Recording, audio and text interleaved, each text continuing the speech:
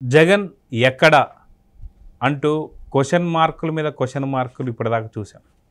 అయితే దీనికి ఆన్సర్గా రేపు రాబోతున్నాడు అనేటువంటి ఒక వార్తలు అయితే వస్తున్నాయి. అయితే జగన్ ఫారిన్ ట్రిప్లో కొంత సేద తీర్థానికి వెళ్ళినా ఇక్కడ మాత్రం పార్టీని పూర్తిగా భూస్థాపితం చేసేశారు అనేటువంటి ఒక కోపంతో సజ్జల మీద కావచ్చు, పేర్ని నానింది కావచ్చు, అక్కడ బటన్ నొక్కడంతో ఇక్కడ ప్రెస్ మీట్లు మనం చూసాం. అయితే జగన్ అక్కడ ఉన్న 15 రోజులు ఏం చేశాడు, పొన్నవాళ్ళు సుధాకర్ అక్కడే ఉండడానికి గల కారణాలేంటి, ఏం వ్యూహం రచించారు, అది కాక ఇప్పుడు రానున్నటువంటి యొక్క జగన్ ఏం చేయబోతున్నాడు. ఎందుకంటే సజ్జలకు సంబంధించి ఈ యొక్క కౌంటింగ్ ఏజెంట్ల పైన మీటింగ్ కానీ ఇవన్నీ చూసాం. సో జగన్ రాక దేనికి సూచికం అనేది మనతో పాటు సీనియర్ జర్నలిస్ట్ డివిఎస్ గారు ఉన్నారు, వారిని అడిగి తెలుసుకుందాం. సార్ నమస్తే. నమస్తే. సేద తీర్థానికి వెళ్ళినటువంటి ఒక జగన్ మనశ్శాంతి లేదు అనేటువంటి ఒక సంకేతాలు అయితే అందుతూ ఉన్నాయి. అయితే లండన్కి వెళ్ళాల్సిన ఫ్లైట్ కాస్త ఆస్టర్డామ్లో ఆగడం కావచ్చు, దాని తర్వాత మళ్ళీ లండన్కి వెళ్ళడం కావచ్చు, దీని తర్వాత పొన్నవాళ్ళు ఎందుకు వెళ్ళాడు, అక్కడికి వెళ్ళి ఎందుకు ఏడ్చాడు అనే వాటికి మాత్రం ఆన్సర్లు దొరకడం లేదు. దీంతోపాటు ఇక్కడ పూర్తిగా వైసీపీని భూస్థాపితం చేసేశారు పార్టీకి సంబంధించినటువంటి ఒక అభ్యర్థులు అనేది మాత్రం కోపంతోనే అక్కడ బటన్ నొక్కడంతో ఇక్కడ ప్రెస్ మీట్లు స్టార్ట్ అయ్యాయి. సో ఇప్పుడు రేపు రానున్నటువంటి ఒక జగన్ ఎలాంటి అక్కసి కక్కబోతున్నాడు, ఏం జరగబోతుంది అనుకోవచ్చు. డెవిల్ ఈజ్ బ్యాక్ ఏదో సినిమాలో డైలాగ్, అత్తారింటికి దారేదిలో డెవిల్ ఈజ్ బ్యాక్ అంటూ ఇప్పుడు డెవిల్ ఈజ్ బ్యాక్ అంటావా? లండన్ నుంచి ఏపీ డెవిల్ బ్యాక్ వస్తుందా అంటే జగన్మోహన్ రెడ్డి 5 ఏళ్ల పరిపాలన డెవిల్స్ రూల్ అంటారు. నిన్న మార్నింగ్ చంద్రబాబు నాయుడు గారు వస్తేనేమో బాస్ ఈజ్ బ్యాక్ అన్నారు, ఇప్పుడు జగన్ వస్తే డెవిల్ ఈజ్ బ్యాక్ అంటున్నారు. సో తేడా ఇదే అంటారా? అని కాదు, ఎందుకంటే ఇప్పుడు ఏదైనా నీ క్యారికేచర్ని బట్టే నీకు ఇచ్చే ప్రశంసలు కానీ నీకు ఇచ్చే ఆదరణ కానీ, ఇప్పుడు ఆయన మంచి చేస్తే మంచి చేశాడని చెప్తారు, చెడు చేస్తే చెడు చేశారని చెప్తారు, దాన్ని బట్టే గుర్తుంచుకుంటారు. మంచి చేసినాడిని జీవితాంతం గుర్తుంచుకుంటారు ఒక రకంగా, చెడు చేసినాడిని ఇంకో రకంగా గుర్తుంచుకుంటున్నారు. ఇప్పుడు జగన్మోహన్ రెడ్డి వెళ్ళిపోయి 15 రోజులు అయింది. వెళ్ళే ముందు ఐపాక్ వాళ్ళతో భేటీ, వాళ్ళు వీళ్ళని మరి అది వీడ్కోలు సమావేశం లాగా జరిగింది. ఆ బెంచ్ సర్కిల్లో వాళ్ళ మీటింగ్ హాల్కి వెళ్ళంగానే ఆయన మాట్లాడాడు, ఆయన లండన్ వెళ్ళాడు, వీళ్ళు కూడా జంప్. ఆఫీస్ కూడా క్లోజ్ చేసినారు. అసలు భార్గవ్ ఎటు వెళ్ళాడో తెలియదు, సజ్జల భార్గవ్. అక్కడ 2 ఫ్లోర్స్ ఖాళీ అయిపోయాయి. ఆ వెహికల్స్ వాళ్ళు కూడా గొడవ చేశారు, ఏది మాకు అద్దెలు ఇవ్వలేదు 4 నెలలు ఎవడిస్తాడని చెప్పి. ఇప్పుడు ఆ రోజు వాళ్ళకి మధ్య చర్చ ఏం జరిగింది, 151+, 22+ అనో ఏదో వాళ్ళ కన్నీళ్లు తుడిచాడు ఈయన. ఇప్పుడు మరి 15 రోజులు జగన్మోహన్ రెడ్డి లండన్లో ఏం చేశాడు, ఫ్రాన్స్, స్విట్జర్లాండ్, మొత్తం ఆ పిల్లలు, తర్వాత భార్య, ఆయన అక్కడి నుంచి వీళ్ళకి ఇచ్చిన డైరెక్షన్స్ ఏంటి. జగన్మోహన్ రెడ్డి అక్కడి నుంచి పిన్నెల్లి రామకృష్ణారెడ్డిని ఏ విధంగా కాపాడుకున్నాడు అంటే, పిన్నెల్లి రామకృష్ణారెడ్డి మూమెంట్స్ పైన తనిచ్చిన డైరెక్షన్ మేరకే ఇతను అటు ఇటు అన్ని రాష్ట్రాలు పర్యటించాడా, దాక్కున్నాడా, లొంగిపోయాడా? పిన్నెల్లి రామకృష్ణారెడ్డికి కేర్ టేకర్గా ఎవరో ఒక సీనియర్ IPS ఏదో పెట్టారని చెప్పేసి వార్తలు వచ్చి, అంటే అటు ఈవీఎం ధ్వంసం చేసిన వాళ్ళని కాపాడుకోవటం, పోలింగ్ నాడు హింసని పెంచినటువంటి వాళ్ళకి దిశానిర్దేశం చేయడం. ఇప్పుడు తాడిపత్రిలో యుద్ధం, కేతిరెడ్డి పెద్దారెడ్డి మనం చూసాం. తర్వాత పల్నాడు నీకు తెలిసిందే, అది అసలు మామూలు రణరంగం అయిపోయింది. అక్కడ ఏం జరిగింది, కాసు మహేష్ రెడ్డి, అనిల్ కుమార్ యాదవ్ అని పల్లెగుంతలోనూ ఎక్కడో తరివారు, వాళ్ళు పారిపోయారు. గోపిరెడ్డి శ్రీనివాసరెడ్డి నరసరావుపేటలో హల్చల్, ఏది 17 వాహనాల్లో నీకు అసలు ఏ విధంగా అక్కడ ఒక పెద్ద ఇది సినిమా చేశాడో మనం చూసాం. ఇప్పుడు వీళ్ళందరికీ మరి ఈ కేసులు కానీ, ఈ దాడులు కానీ, ఈ హింస, వీటిని డైరెక్షన్ అంతా అక్కడి నుంచే ఇచ్చాడా, ఎలా తప్పించుకోవాలి, ఎలా కేసులు మాఫీ చేసుకోవాలి, నెక్స్ట్ ఏంటి, వాట్ నెక్స్ట్, రేపు కౌంటింగ్ నాటి హింసకు ప్రణాళిక సిద్ధం చేశాడా? లండన్లో జగన్మోహన్ రెడ్డి ఈ 15 రోజులు ఏం చేశాడు అనేదే $1 మిలియన్ క్వశ్చన్.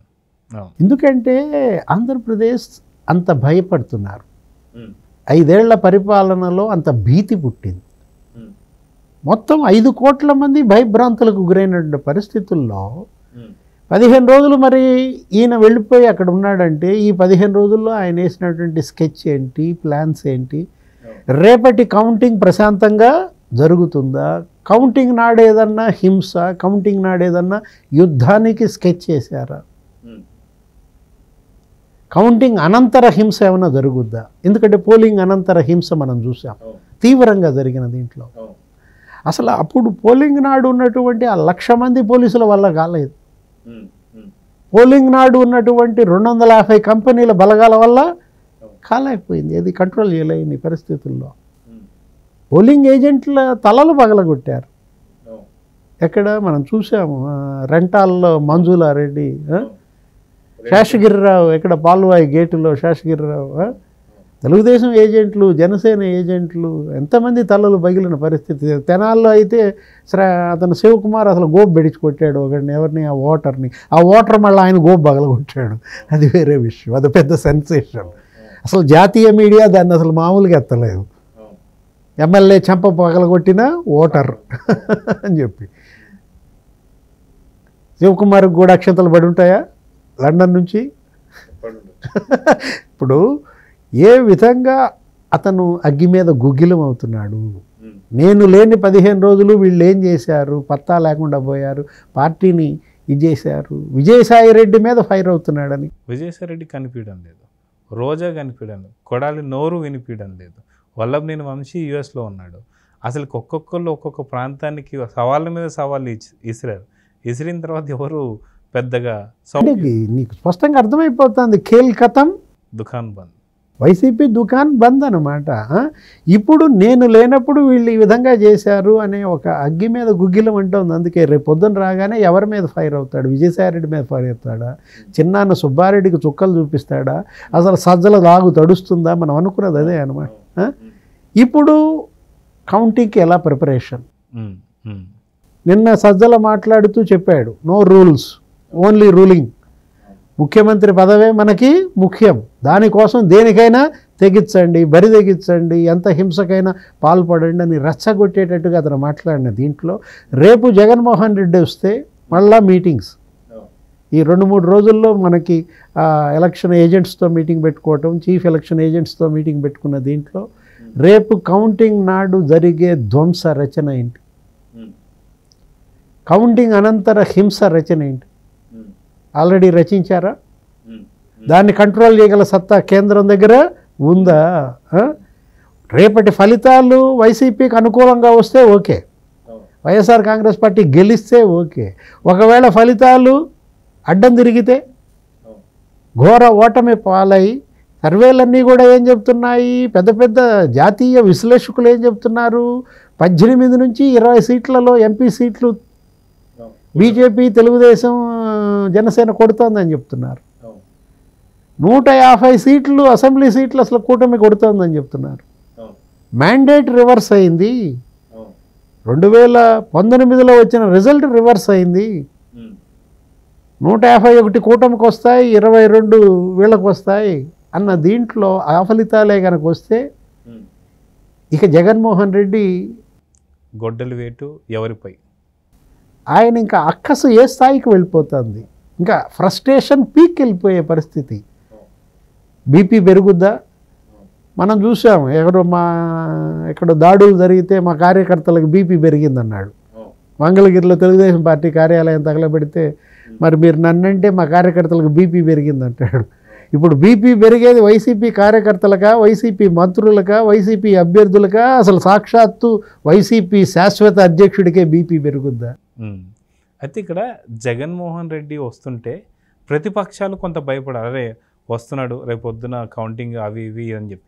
కానీ రివర్స్లో జగన్ వస్తున్నాడంటే వైసీపీ నేతలకి, అభ్యర్థులకి భయం వేస్తుంది. సో వచ్చిన తర్వాత ఒక హింసాకాండ అనేది కౌంటింగ్ రోజు కన్నా ముందే వీళ్ళకి అక్షింతలు పడబోతున్నాయి నాకు భయం అని చెప్పి అనుకోవచ్చా? జగన్మోహన్ రెడ్డికి భయపడటం కాదు, వీళ్ళకి భయం రేపటి మ్యాండేట్. వీళ్ళు భయపడుతోంది ప్రజా తీర్పుకు. వైసీపీ అభ్యర్థులు భయపడుతోంది 5,40,000 పోస్టల్ బ్యాలెట్లకు.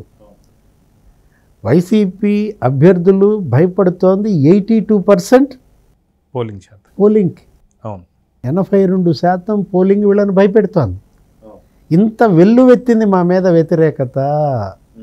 82% మంది మమ్మల్ని దించేయాలని ఓట్లేశారు, 5,40,000 మంది మమ్మల్ని దించేయాలని ఓటేశారు అనే భయం పుట్టింది. ఆ భయంతో చేసిన హింస పోలింగ్ నాడు నువ్వు చూసావు. భయంతో ఈవీఎం నలకేసి కొట్టారు. 10 చోట్ల 9 చోట్ల కొట్టారంట కదా ఈవీఎం ధ్వంస. 7 చోట్ల ధ్వంసం. అవును భయంతో తలలు పగలగొట్టారు. భయంతో పోలింగ్ ఏజెంట్లని ఈడ్ చేశారు పుంగనూరులో. ఆ పెద్దిరెడ్డి రామచంద్రారెడ్డి ఆ మనుషులు అన్నమాట. అంటే ఇప్పుడు వైసీపీ అభ్యర్థులు వీళ్ళ భయం కాదు, జగన్మోహన్ రెడ్డికి భయం. భయానికే భయం పుట్టించిన జగన్మోహన్ రెడ్డి వాళ్ళు భయపడుతున్నాడు. ఎందుకని? ప్రజా తీర్పు భయపెడుతోంది. రేపటి ఈవీఎంస్ భయపెడుతున్నాయి, కౌంటింగ్ భయపెడుతోంది అన్నమాట. జూన్ 4 వస్తోందంటేనే లాగులు తడుస్తున్నాయి. రేపు ఫలితాలు గనక వీళ్ళకి వ్యతిరేకంగా వస్తే, జగన్మోహన్ రెడ్డి ముఖ్యమంత్రి పదవి గనక కోల్పోతే ఏం జరుగుద్ది? ఆంధ్రప్రదేశ్ని ఏం చేస్తారు? తిరగబడే తెలుగుదేశాన్ని తట్టుకోగలరా? జనసేనని తట్టుకోగలరా? పారిపోతారా? సో చూద్దాం సార్. ఖచ్చితంగా జూన్ 4 మరెన్నో రోజులు లేదు. ఎగ్జిట్ పోల్స్ కూడా అతి తొందరలో రాబోతున్నాయి. సో ఎవరికి లాగులు తడుస్తున్నాయి, జగన్ రావడంతో భయం ఎవరికి, బ్యాలెట్ బాక్సులు కావచ్చు, ఈవీఎం ప్యాడ్ కావచ్చు, ఎంత వరకు వైసీపీని భయపెడుతున్నాయి అని మొత్తం జూన్ 4న తేలబోతుంది. సో జూన్ 4న ఏం జరుగుతుందో చూద్దాం. నమస్తే. నమస్తే.